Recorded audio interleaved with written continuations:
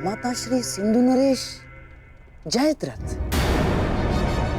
भूल को क्षमा किया जा सकता है, अपराध को नहीं। इस सम्मान के पश्चात विचलित बचा तो ऐसा भयंकर प्रतिशोध होगा कि तुम पांचों की आत्मा कांप उठेगी। प्रतिशोध लूंगा।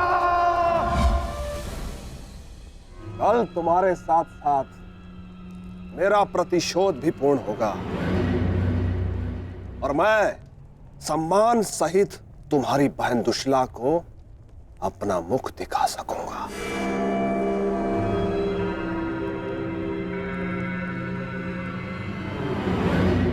इतने समय आप कहाँ थे सिंधु नरेश?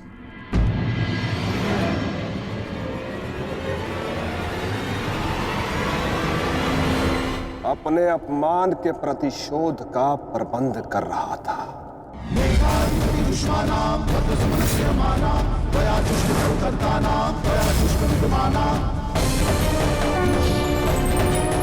पुत्र जयद्रथ, मैं तुम्हारी तपस्या से प्रसन्न हूं। मांगो, क्या वर मांगते? महादेव, मुझे अपने प्रतिशोध का अवसर चाहिए। शपथ ली है मैंने, जब तक पांडवों के अपमान का प्रतिशोध नहीं लूंगा तब तक मुकुट धारण नहीं करूंगा। और वो दिन कल आएगा, कल आएगा वो दिन जब मैं पांडवों को ऐसी पीड़ा दूंगा कि वो जीवन भर नहीं भुला सकेंगे। महादेव का आशीर्वाद है मेरे साथ और मैं तुम्हारे साथ युवराज, तुम्हारी योजना और मेरा प्रतिशोध दोनों कल सफल होंगे।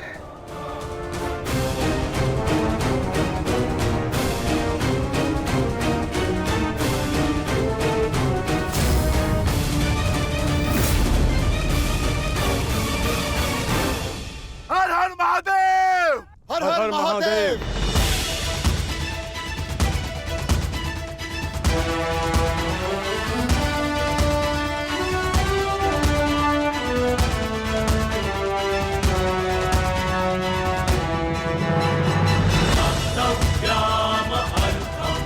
सर्वोत्तम वनपुत्र, संसार के सभी योद्धाओं में तुम्हें सबसे अधिक कीर्ति प्राप्त हो।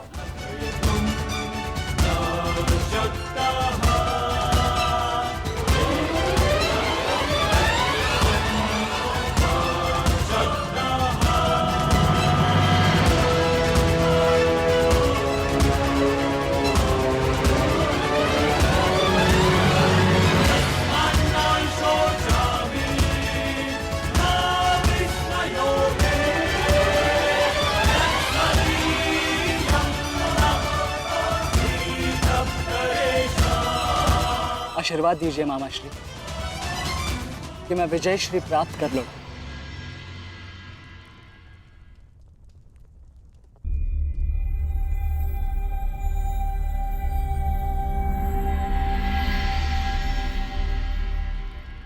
विजय तो कायरों को भी प्राप्त होती है पुत्र, परंतु कीर्ति और यश केवल शूरवीरों का मुकुट बनती है। मेरा आशीर्वाद तुम्हारे साथ है पुत्र। तुम युद्ध क्षेत्र में वो कीर्ति प्राप्त करो जो तुम्हें अमर बना दे।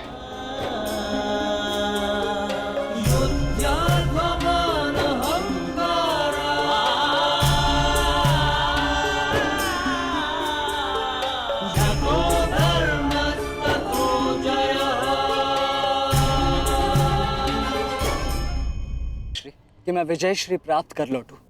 मेरा आशीर्वाद तुम्हारे साथ है पुत्र। तुम युद्ध क्षेत्र में वो कीर्ति प्राप्त करो जो तुम्हें अमर बना दे।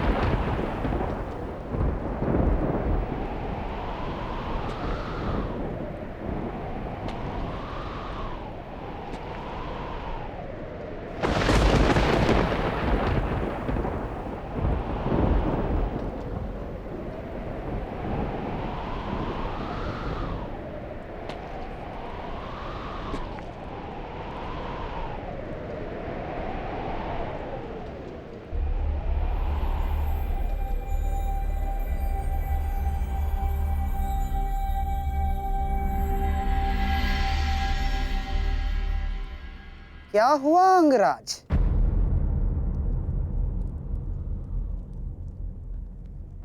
सूर्यदेव से आप ये प्रार्थना तो नहीं कर रहे हैं कि वो उदित ही ना हो?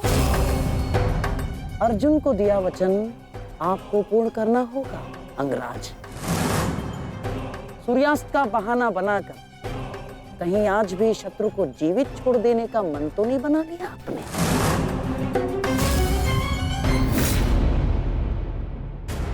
कभी कभी मौन रहने से प्राण बच जाते हैं।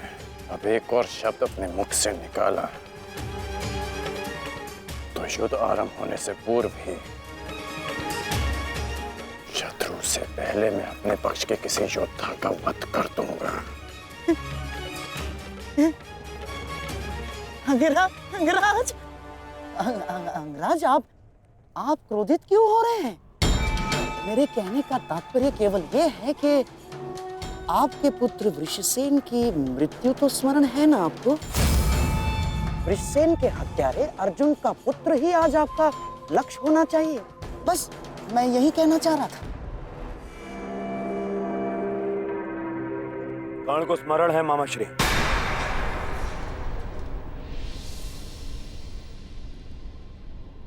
और मुझे भी।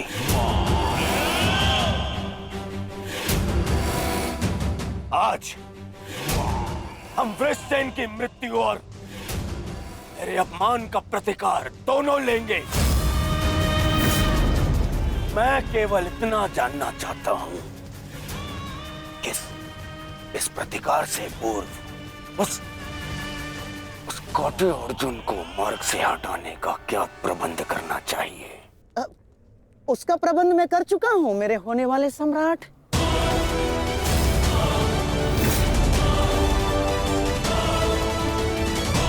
महाराज, त्रिगत नरेश सुशर्मा अवसर का लाभ उठाने के लिए एक विशाल सेना के साथ विराट पर आक्रमण करने जा रहे हैं। विराट नगर को सहायता की आवश्यकता है। शीघ्र कुछ कीजिए। मुझे शीघ्र ही विराट प्रस्थान करना होगा।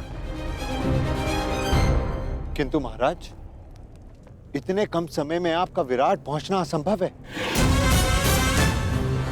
केवल वासुदेव में ही वो क्षमता है जो वायु गति से रथ चलाकर अर्जुन के साथ वहां पहुंचे। हमें आपकी सेना की आवश्यकता है और अर्जुन अकेला ही उन सब के लिए पर्याप्त है। किंतु अर्जुन की अधिक आवश्यकता यह रणभूमि में है। परंतु महाराज, आप वहां बहुत से परिवार, स्त्री और बालक संकट में। एक समय था जब विराट राज ने हमें अज्ञातवास में शरण दी थी। आज वो समय आ गया है कि हम उसका ऋण चुका सकें।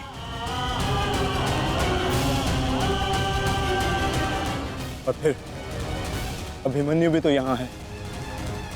मुझे इस पे पूर्ण विश्वास है।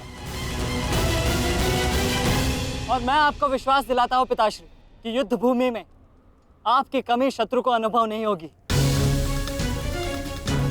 जब आप सुशर्मा का नाश करेंगे तो आपके पुत्र की शौर्य की कीर्ति आपका स्वागत करेगी। चलिए माता, विराट की ओर प्रस्थान करें। जैसी रथी की इच्छा और जैसी महारथी की आकांक्षा।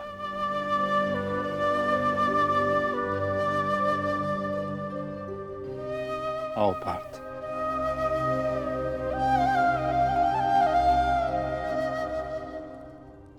बधाई हो मेरे होने वाले सम्राट। अर्जुन रणभूमि छोड़कर विराट के लिए प्रस्थान कर चुका है।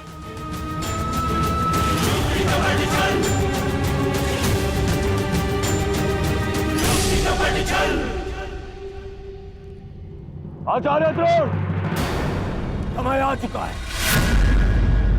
हमारी सेना को अपनी योजना अनुसार सज्ज कीजिए। जिस प्रकार चक्की का पत्थर एक ही चक्कर में अन्न के दानों को पीस देता है, उसी प्रकार हमारी यह सेना शत्रु सेना को एक ही चक्कर में पीस देगी युवराज। और अपनी सेना के नाश को रोकने के लिए आएगा वो वो महावीर अभिमन्यु, और वहां हम उसके प्राण फाड़ लेंगे, जिसने मुझे अपने बाणों के चक्र में फंसाया था। आज वो फंसकर मरेगा हमारे चक्रव्यूह में। युद्ध का 13वां दिन।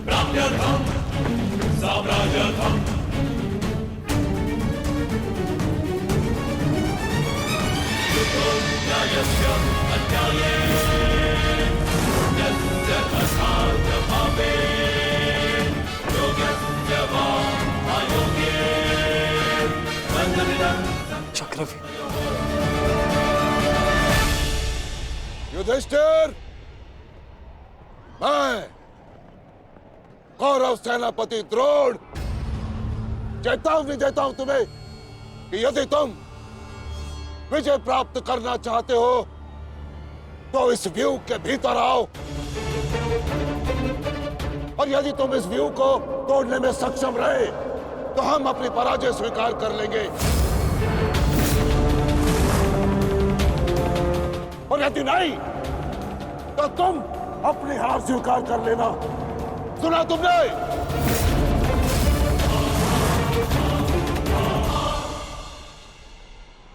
आचार्य द्रोण, हम अवश्य ही इस चक्रव्यूह को ध्वंस कर देंगे।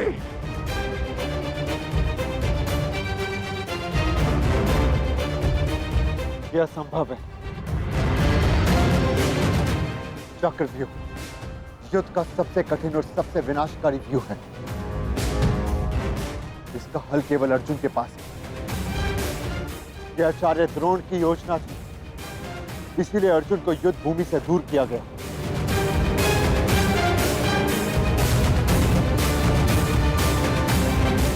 कोई तो मार्ग होगा। मार्ग है।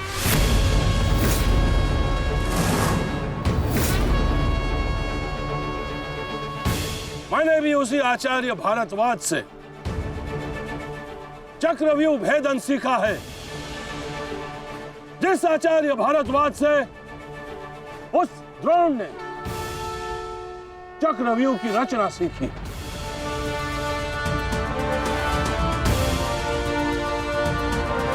इस चक्रव्यूह का भेदन मैं करूंगा।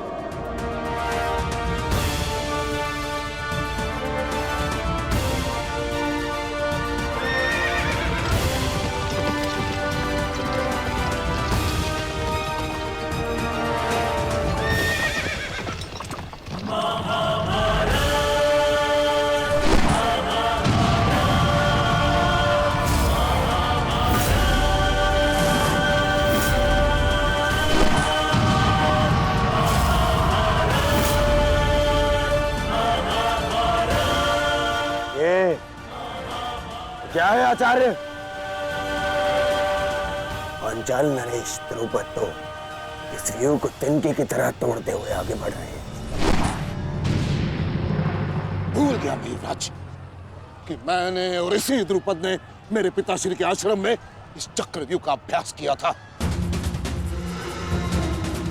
तो अपने मित्र को रोकने के लिए कोई अस्त्र, कोई शस्त्र है आपके पास?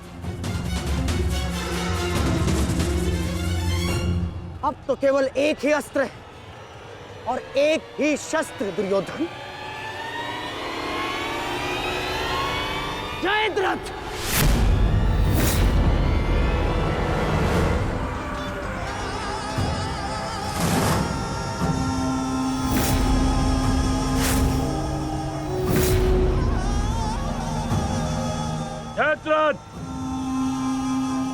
कदाचित द्रौपदी के पतियों द्वारा किया गया अपमान भूल गए हो तुम।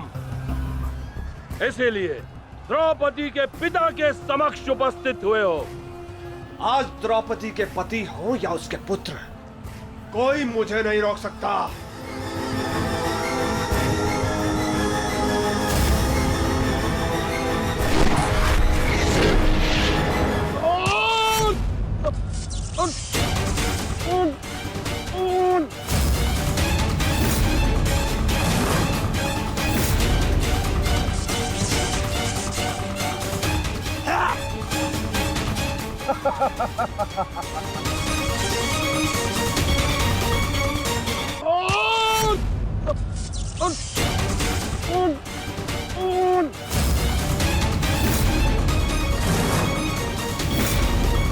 आगे बढ़ो पांडवों, अन्यथा अपनी सेना का विनाश देखो।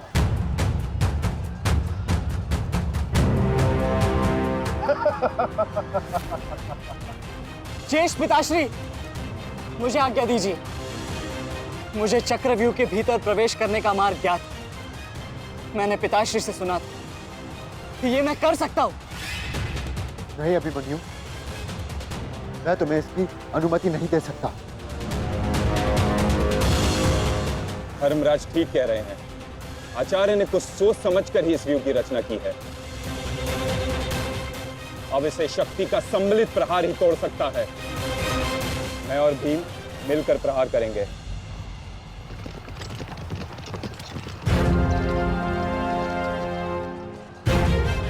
देखिए ने मामा श्री,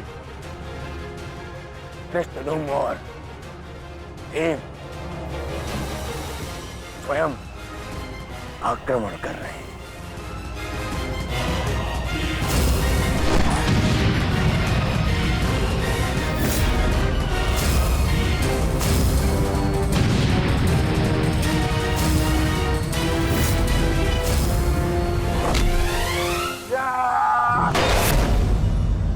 आज इनके हर एक प्रहार का उत्तर है जयद्रथ।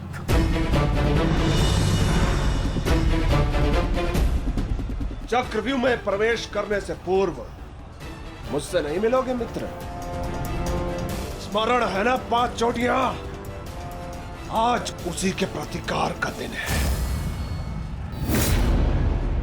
प्रभु, मैं चाहता हूं कि युद्ध भूमि में किसी एक दिन सभी पांडवों पर विजय पा सकूं।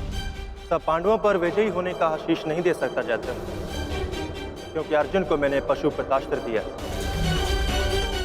मेरा ही वरदान मेरी ही शक्ति को छीन नहीं कर सकता। इसलिए केवल अर्जुन को छोड़ जिस दिन तुम चाहोगे शेष संसार के समस्त योद्धाओं के समक्ष तुम अपराजय रहो। आगे बढ़ो भीम, आज मेरी गदा का स्वाद भी चक्कर देखो।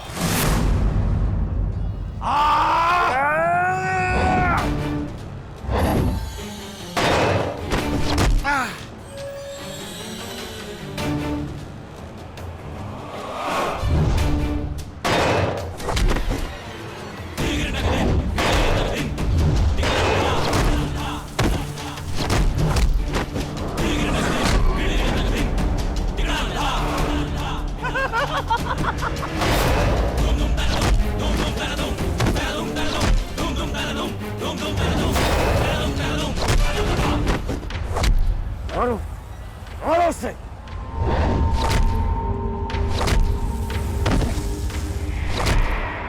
ताजश्री, आप ऐसा कैसे होने दे सकते हैं? ताजश्री भीम और मामा दृश्यद्युम्न में शक्ति है, परंतु चक्रव्यूह को शक्ति से नहीं युक्ति से तोड़ा जा सकता है। मुझे आज्ञा दीजिए। नहीं पुत्र, भविष्य के लिए वर्तमान को दांव पर लगाया जा सकता है, परंतु वर्तमान के भविष्य को खोया नहीं जा सकता।